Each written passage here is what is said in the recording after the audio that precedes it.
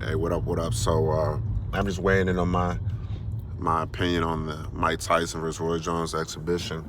I think people got to realize it was an exhibition. You know, they both came into this fight making sure that everybody walked with their legacy, everybody left out, you know, with intact. Clearly, you could see Mike Tyson was holding back punches. You know, he didn't throw his signature uphook, signature uppercut. I don't know why I said uphook. I shouldn't.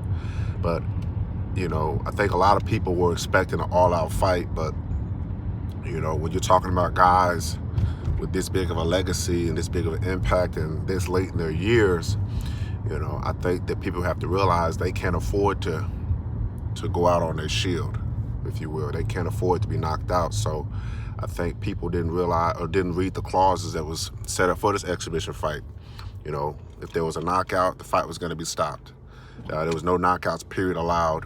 If anybody started bleeding, the fight was going to be stopped.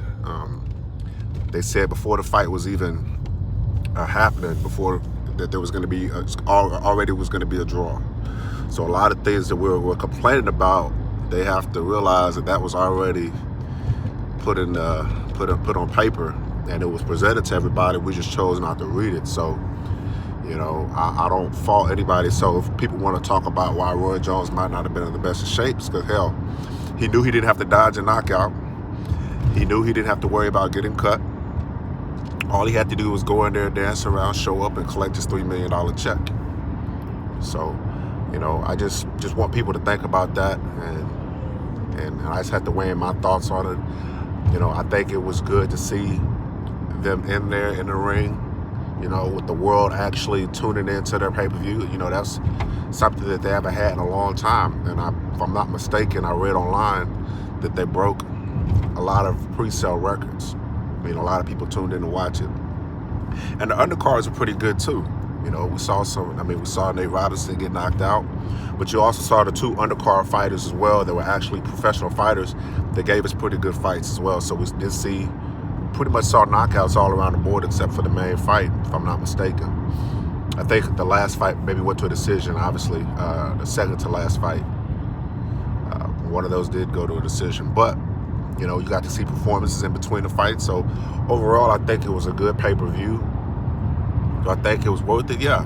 You know, if you had a fight party, you had people over, maybe everybody put a few dollars in a hat, I think it was completely worth it if you did pay for it. And I think it was good to see Mike Tyson healthy, moving around. Yes, we wanted him to knock out Roy Jones, but I understand his reasoning for not doing it.